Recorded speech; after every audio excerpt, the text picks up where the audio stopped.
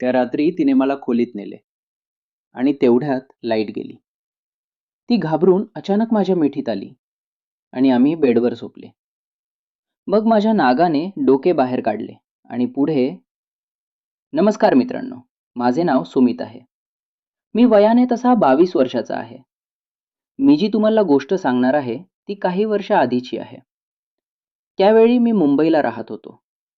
मी त्यावेळी एका भाड्याच्या खोलीत राहायचो.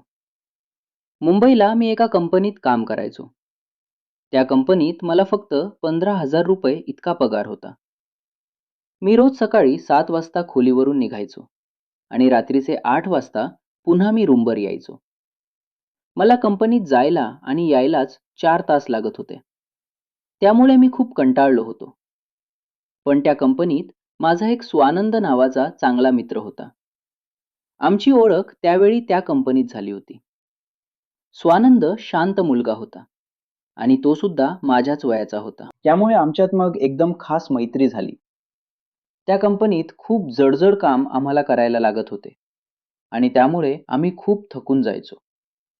आम्ही दोघेही एकाच शिफ्ट आणि एकाच ठिकाणी काम करायचो. त्यामुळे जेव्हा आमची जेवणाची सुट्टी व्हायची तेव्हा आम्ही दोघं एकत्रच जेवण करायचो. कधी मी त्याच्या डब्यातले जेवण खायचो, कधी तो माझ्या डब्यातले जेवण खायचा. आमचे विचार चांगले जुळले होते. आम्ही दोघं भावासारखे कंपनीत असायचो.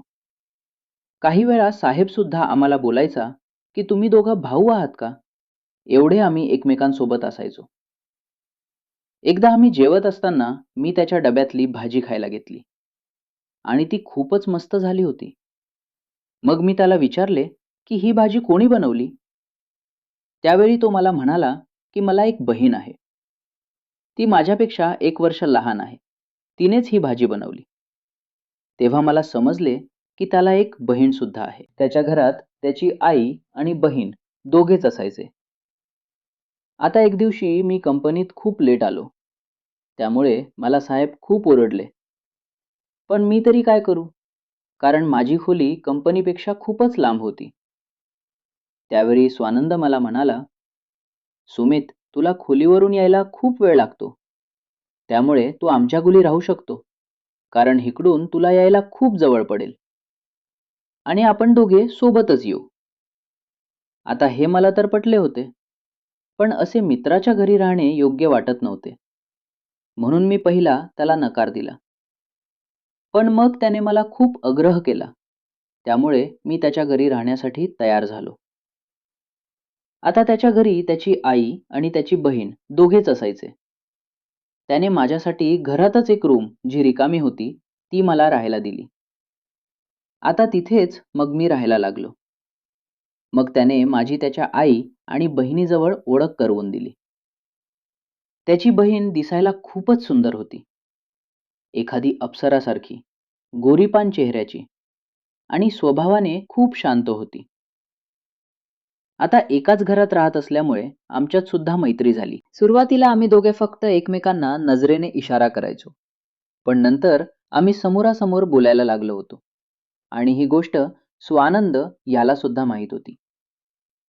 आता जेव्हा मी त्याच्याकडे राहायला गेलो, त्यानंतर काही दिवसांनी माझी आणि स्वानंदची शिफ्ट चेंज झाली.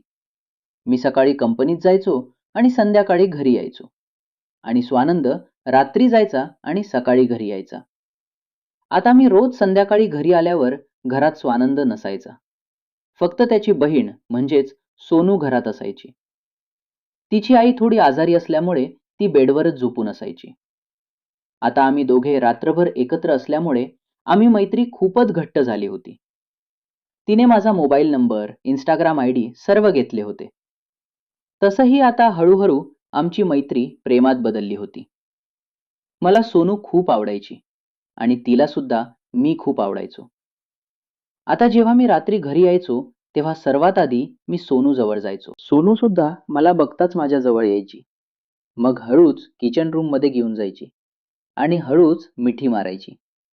मी सुद्धा त्याला जवळ जायचो. त्याला उचलायचो. तिच्यासाठी खायला घेऊन जायचो. मग आम्ही जेवण करायचो आणि खोलीत झोपायला जायचो. ती तिच्या आईसोबत झोपायची. एक दिवशी आम्ही रात्री चॅटवर बोलत होतो. मी त्याला म्हणालो, सोनू, मला तुला बघायचे आहे. बाहेर ये ना ग. मग ती बाहेर आली. मग मी त्याला माझ्या खोलीमध्ये घेऊन गेलो. सर्वात आधी आम्ही दरवाजा बंद केला आणि तेव्हाच सोनू खिडकी बंद करायला गेली आणि तेवढ्यात तिच्या अंगावर पाल पडली. अंगावर पाल पडताच ती घाबरली आणि तिने मला घट्ट मिठी मारली आणि तेव्हाच आम्ही दोघे बेडवर पडलो. ती पूर्ण माझ्या अंगावर झोपली. मी त्याला म्हणालो, "सोनू, तू ठीक आहेस ना?" ती म्हणाली, "हो, पण मला असंच तुझ्या खुशीत राहायचे आहे." मग त्यावेळी मी हळूच माझा हात तिच्या कंबऱ्यावर ठेवला आणि आम्ही दोघे तसेच एकमेकांकडे बघत होतो. त्याच वेळी अचानक लाईट गेली. त्या अंधारात आम्ही एकाच बेडवर झोपलो होतो. मग त्यावेळी मी सोनूला म्हणालो, "सोनू, आपण डॉक्टर डॉक्टर हा खेळ खेळूया का?" सोनू अंधारात घाबरली होती, पण तिने सुद्धा होकार दिला आणि ब्लँकेटमध्ये आम्ही दोघे डॉक्टर डॉक्टर हा खेळ खेळू लागलो. रात्रभर आम्ही खेळ खेळत होतो. आम्ही त्या रात्री खूप मज्जा केली. सकाळ होईपर्यंत आम्ही तुटून पडलो होतो. आता सकाळ झाल्यावर मी सोनूला गपचूप तिच्या खोलीतून सोडून आलो. रात्रभर खेळ खेळल्यामुळे सोनू दमली होती. सकाळी स्वानंद घरी आला तेव्हा स्वानंदला सोनूची तब्येत खराब वाटली. मग आम्ही तिला डॉक्टरकडे घेऊन गेलो. तिला काहीतरी त्रास होता आणि लवकर घेऊन गेल्यामुळे ती वाचली होती. डॉक्टर म्हणाले, सोनूचा आजार एवढा गंभीर होता की काल रात्री तिला झोपू न दिल्यामुळे ती वाचली आहे. तेव्हा सोनू स्वानंदला म्हणाली, काल रात्री लाईट गेली तेव्हा मी घाबरले होते. सुमितने मला आधार दिला. आता हे ऐकून स्वानंदने मला मिठी मारली. ही माझी आयुष्यात एक आठवण होती. ही कथा तुम्हाला आवडली असेल तर नक्की सबस्क्राईब करा.